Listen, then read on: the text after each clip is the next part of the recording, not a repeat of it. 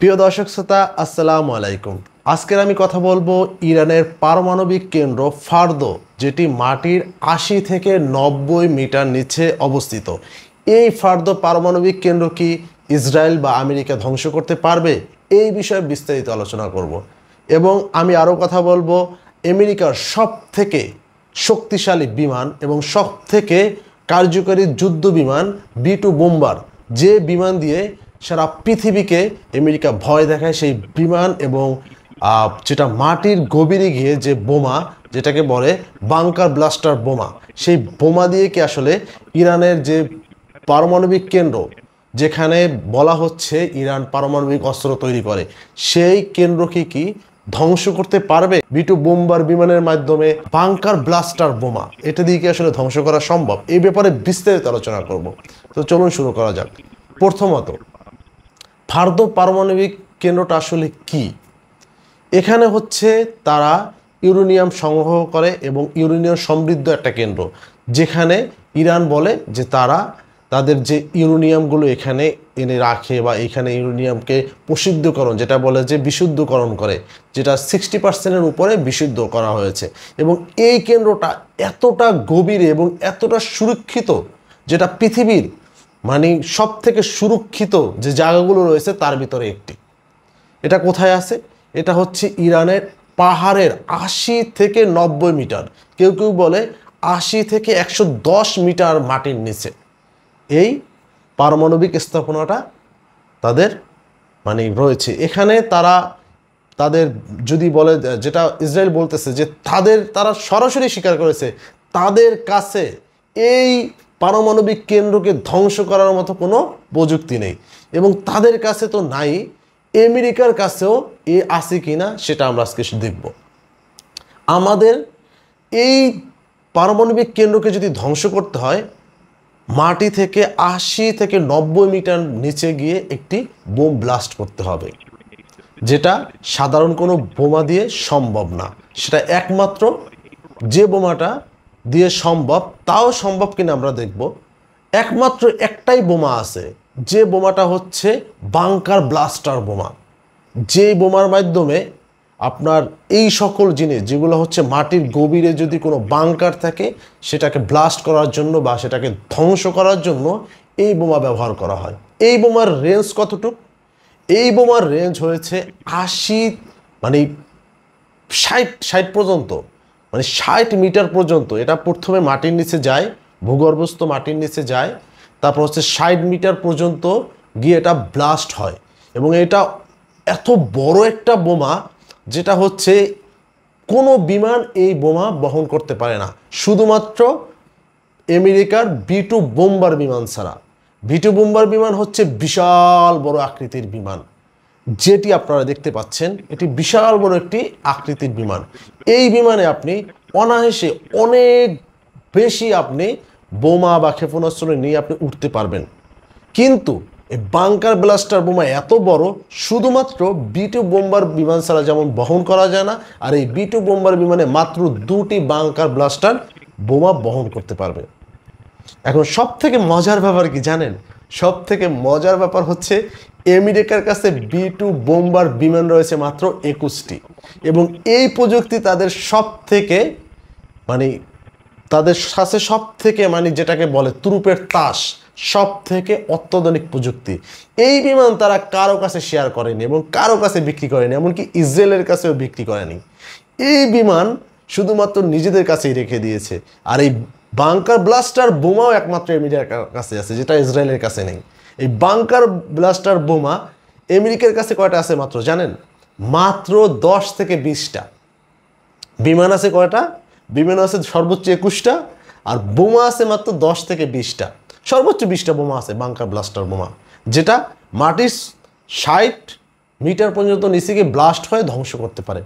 এখন প্রশ্ন হচ্ছে, ফার্দো পারমাণবিক কেন্দ্র মাটির 80 মিটার নিচে, এটা কি ধ্বংস করা সম্ভব? আপনাদের কাছেই প্রশ্ন, এটা কি ধ্বংস করা সম্ভব? আপনারা ভাবছেন যে না, ধ্বংস করা যাবে না, কিন্তু আরেকটা এখানে কাহিনী আছে। সেটা হচ্ছে কি, ওই B-2 বোম্বার বিমান দিয়ে যদি একই স্থানে 2টা বোমা ফালানো যায়, সেটা ধরেন মনে করেন এই যে বাংকার ব্লাস্টার বোমাই একই স্থানে দুইটা ফেলানো হলো। প্রথমটা ফেলানো হয়েছে, সেটা ব্লাস্ট হওয়ার পরে 60 মিটার পর্যন্ত সব কিছু ধ্বংস হয়ে গেছে। ওই একই স্থানে যদি আরেকটা বোমা ফেলানো হয় তখন কি হবে? তখন কিন্তু পারমাণবিক কেন্দ্রটা ধ্বংস হয়ে যাওয়ার সম্ভাবনা রয়েছে। কিন্তু একটা বোমা ফেললে পারমাণবিক কেন্দ্রের কোনো ক্ষতি হওয়ার সম্ভাবনা নাই। এখন প্রশ্ন হচ্ছে, আমেরিকার কাছে এই বোমা আছে মাত্র 10 থেকে 20টা, আর বিমান রয়েছে 21টার মতো, যার ভিতরে একটা বোমার একটি বিমানের ভিতরে মাত্র 2টা বোমা বহন করতে পারে। তো অবশ্যই 2টা বোমা নিয়ে এখানে সে রওনা দিবে না, বা একটা বিমান নিয়ে সে রওনা দিবে না। দিলে সে 2টো বিমান নিয়ে বা 3টা বিমান নিয়ে রওনা দিবে, এবং পাশে তো তাকে সাপোর্ট দেওয়ার জন্য অনেক ধরনের যুদ্ধ বিমান থাকবে। এখন অনেকের মধ্যেই প্রশ্ন, এই বিমানটাকে কি ধ্বংস করা যাবে না? এটা কি ধ্বংস হবে না?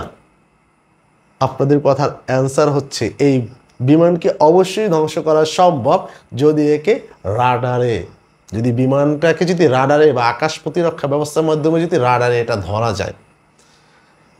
এখন আপনাদের মনে এখন খুশি আসছে, তা রাডারে তো বিমানটা ধরা গেলে তো ধ্বংস হবেই। সব থেকে ভয়ঙ্কর ব্যাপার কি জানেন? এই বিমানটি রাডারে ধরা পড়ে না। এর পিছনে কারণ হচ্ছে এই বিমানটির যে অবয়ব বা এই বিমানটির আকৃতি। এটা আকৃতি অনেক বিশাল হলেও এই বিমানটার, যেমন আমরা বিমান থাকে কি এরকমের বিমান থাকে, এই পাশে 2টা পাখা থাকে, পিছনের সাইডে আবার কতটুকু বাড়তি থাকে, সামনে থাকে কতখানি, পিছনে থাকে কতখানি, মাঝখানে 2টা পাখা থাকে। কিন্তু এই বিমানের শুধুমাত্র 2টা পাখাই রয়েছে এরকমের, যেটাকে বলে বাদুড়ের আকৃতি, বা চিলের তো মাথা থাকে এবং থাকে, কিন্তু এটা হচ্ছে বাদুড় আকৃতির। এটার কোনো এইরকমের জাস্ট বিমানটা হচ্ছে এরকমের, এখানে পাখা আছে কিন্তু এটা সামনে বা পিছন নেই।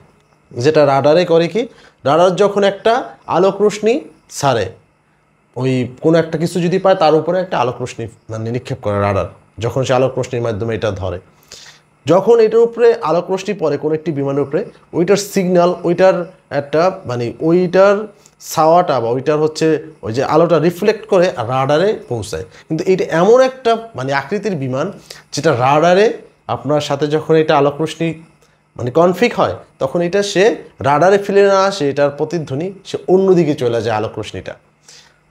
এটা আকৃতির কারণে এটা রাডারে ধরতে পারে না, 1 নম্বর। 2 নম্বর হচ্ছে এটা স্টিল প্রযুক্তির একটি বিমান, যার কারণে এর উপরে এমন কিছু দিয়ে তৈরি করা হয়েছে যা রাডার সরাসরি এটাকে দেখতে পায় না। এবং বিমানটা ধরেন বিশাল বড় বিমান, কিন্তু এটা অন্য বিমান আপনার রাডারে ধরা পড়লে দেখা যায় বড়, কিন্তু এই বিমান যদি রাডারে ধরা পড়েও এটা মাছির মতো দেখা যায়। এই হলো 2 নম্বর কারণ, যেটা ধ্বংস করা খুবই কঠিন। আর 3 নম্বর আরও বড় ভয়ানক একটা ব্যাপার আছে।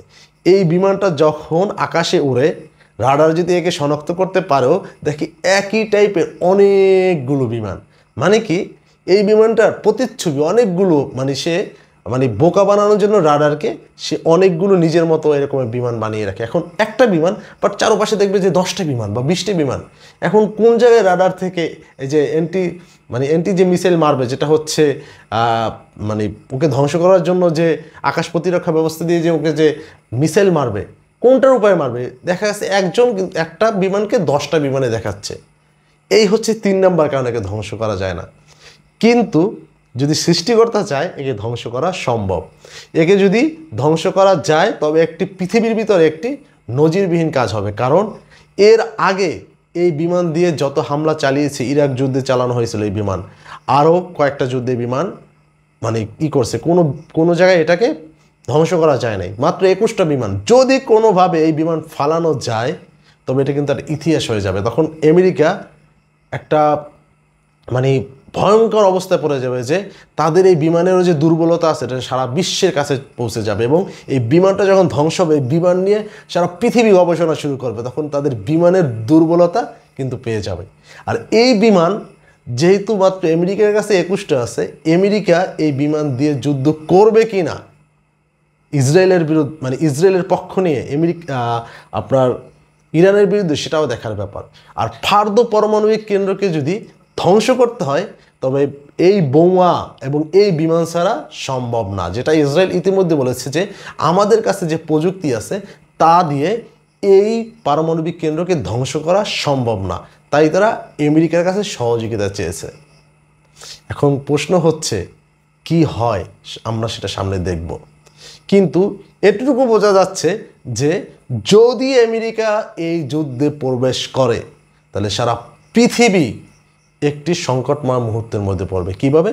আমেরিকা যখন যুদ্ধে প্রবেশ করবে, সাথে সাথে ইরানের পক্ষ নিয়ে চীন, উত্তর কোরিয়া, রাশিয়া, তুরস্ক, পাকিস্তান আরও অনেক রাষ্ট্র যুদ্ধ জড়িয়ে পড়বে। তো এখন আমেরিকাকে বারবার বলা হচ্ছে তোমরা যুদ্ধে জড়াইও না, তাইলে ভয়ঙ্কর পরিণত হবে। যেটা রাশিয়া বারবার হুমকি দিচ্ছে, চীন বারবার হুমকি দিচ্ছে, উত্তর কোরিয়া সে তো সবার সাথে যুদ্ধ করার জন্য প্রস্তুত। সে বলে ভাই আমার এই খেলায় নেয় না কেন, ভাই আমি তো যুদ্ধ করতে চাই, সবাই খেলে যুদ্ধ করে, আমি কোথায় যুদ্ধ করব। তো সেও সাবধান করে দিচ্ছে। তো এখন দেখার ব্যাপার হচ্ছে আমাদের এই যে ফর্দ পারমাণবিক কেন্দ্র, যেটা ইরানের পারমাণবিক কেন্দ্র ধ্বংস করার জন্য আমেরিকা এগিয়ে আসে কিনা। যদি আমেরিকা এগিয়ে আসে এই পারমাণবিক কেন্দ্র ধ্বংস করতে, সাথে সাথে চীনও এগিয়ে আসবে B2 বোম্বারকে ধ্বংস করার জন্য। তো আজকের B2 বোম্বার এবং হচ্ছে ফর্দো পারমাণবিক কেন্দ্র এবং একই সাথে বাংকার ব্লাস্টার বোমা সম্পর্কে আপনাদের বিস্তারিত ধারণা দিলাম। এখন আপনারা কমেন্টে জানান আসলে কি এই বিমানটাকে কি ধ্বংস করা সম্ভব, মুসলিমরা কি ধ্বংস করতে পারবে, এবং এই যুদ্ধের ইসরায়েল এবং ইরানের যুদ্ধের আপনাদের মতামত কি, এর ভবিষ্যৎ কি, সকল কিছু জানান এবং আমাদের চ্যানেলের সাথেই থাকুন।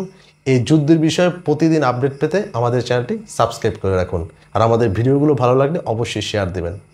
সবাই ভালো থাকবেন। আল্লাহ হাফেজ।